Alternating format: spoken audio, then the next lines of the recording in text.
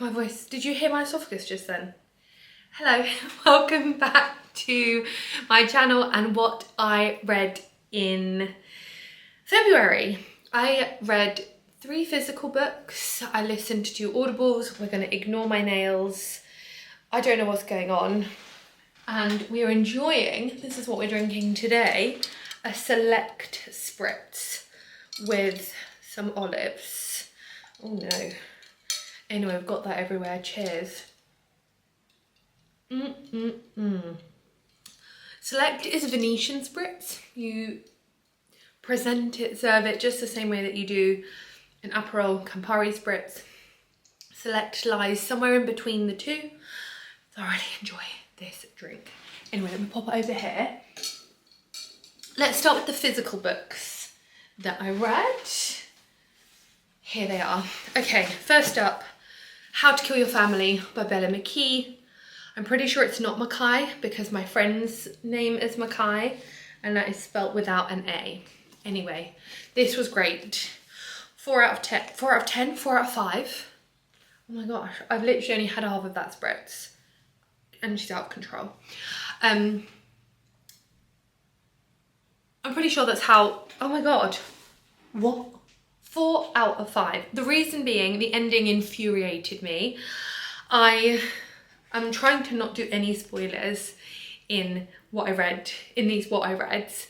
I didn't like the ending, but I think it's because it didn't follow the trajectory that I wanted it to as the reader experience. But I think you were meant to feel infuriated because you were meant to have a visceral reaction perhaps to the protagonist's point of view, the protagonist's life, like how she's had to go through life. This is not at all your normal thriller murder mystery. It's really clever. She kills her family, but they are not her. I don't think this is really too much of a spoiler.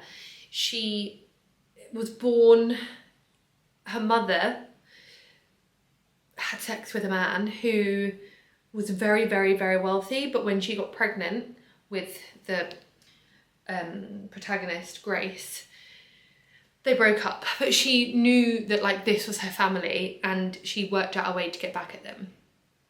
The writing is really fast-paced, engrossing. I would read again from this author. I did actually look up and see if there was a part 2 because I was like, you can't leave it like this, but I think it's deliberate. Anyway, recommend.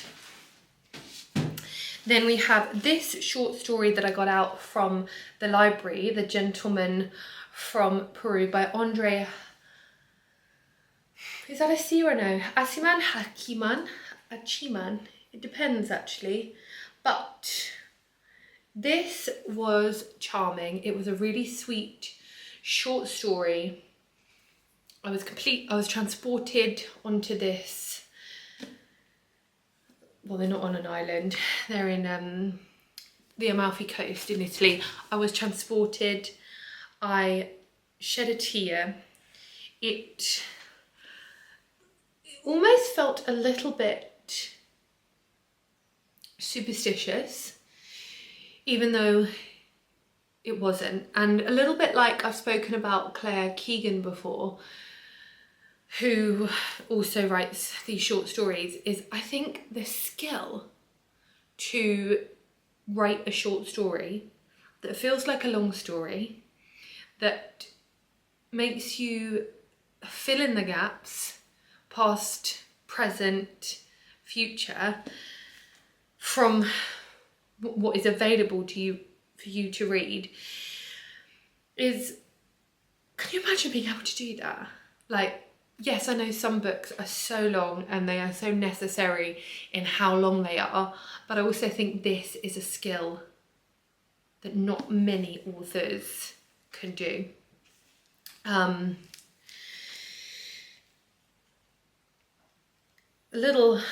This actually probably completely sums it up. It's deeply atmospheric and sensual. the gentleman from Peru weaves achingly poignant insight into a story of regret, fate, and epic love. And it sure does do that. Again, 4 stars. Would read more from this author. I really enjoyed this. Next up, Hot Stew. Okay.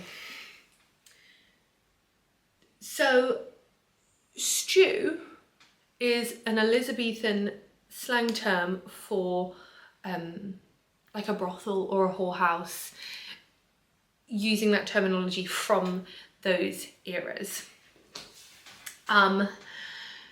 This book explores complex class systems whilst also looking at the sex industry. It also goes completely off-piste and uses like, what's the word I'm looking for?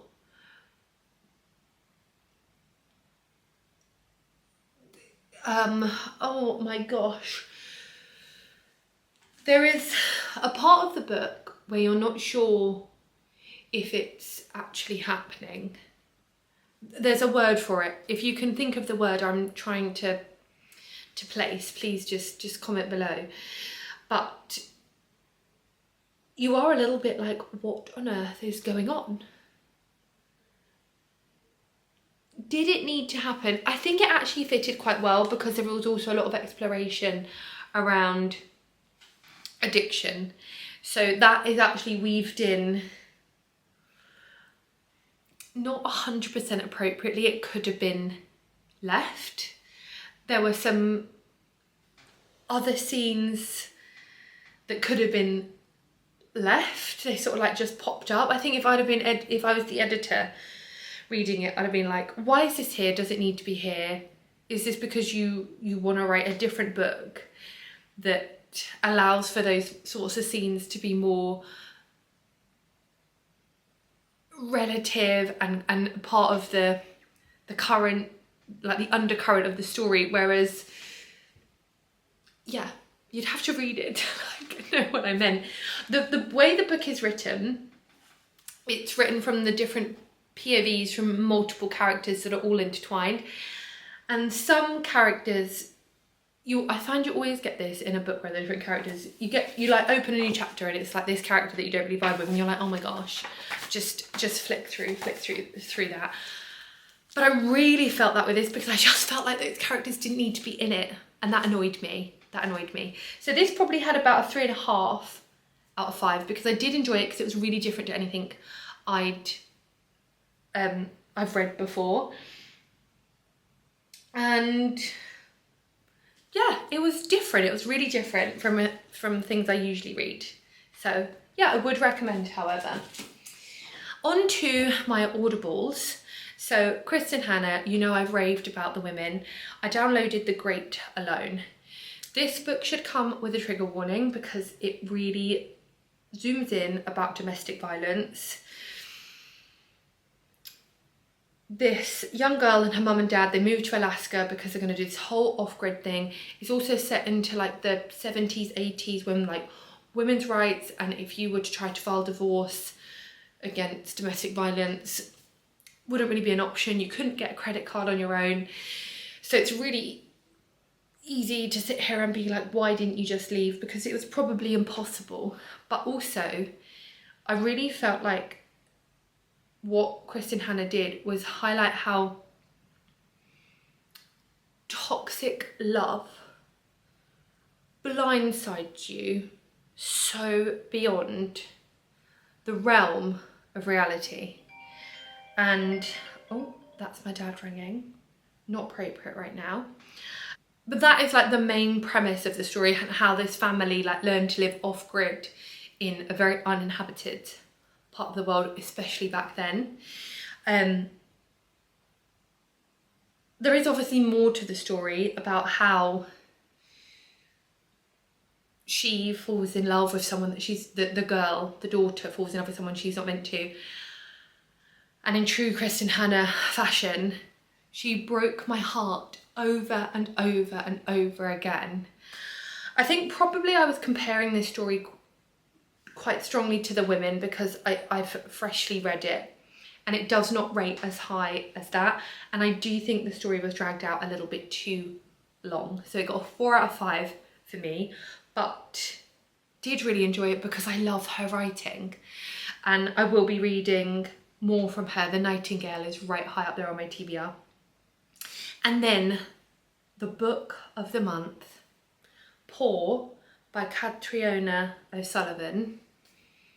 Guys, I'm just going to see if I can bring up the picture of it, because if you see this book, I need you to go and buy it. So this is Poor. Oh, is that going to focus? Nope. Nope. Maybe round about there. Poor by Catriona O'Sullivan. This is a memoir, and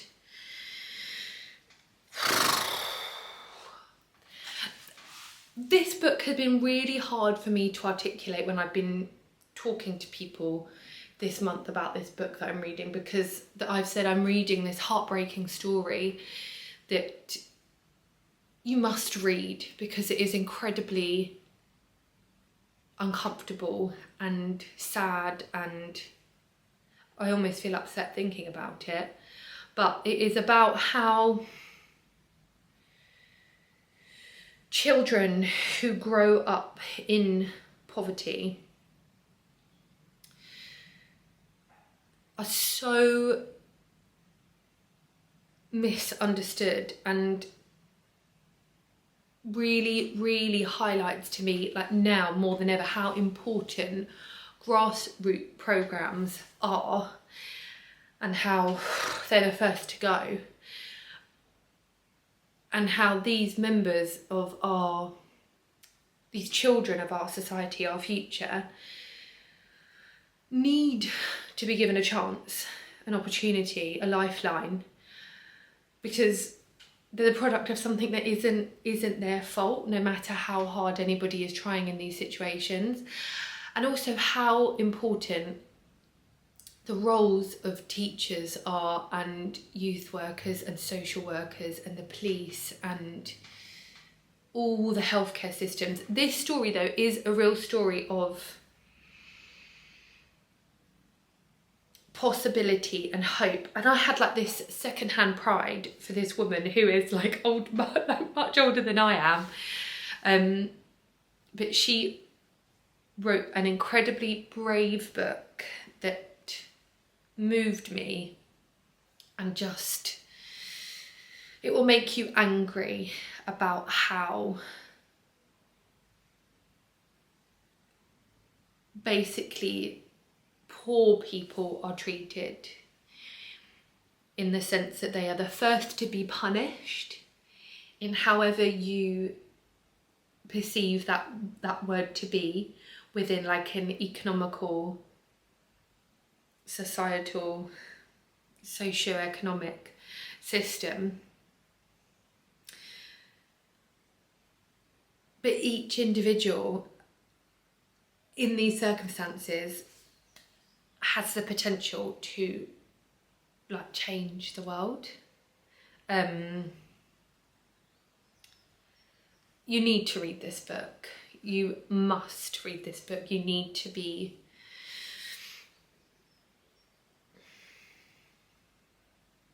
if you are from any kind of privilege, you need to read this. And if you have a very similar story, I think it will make you feel heard and seen.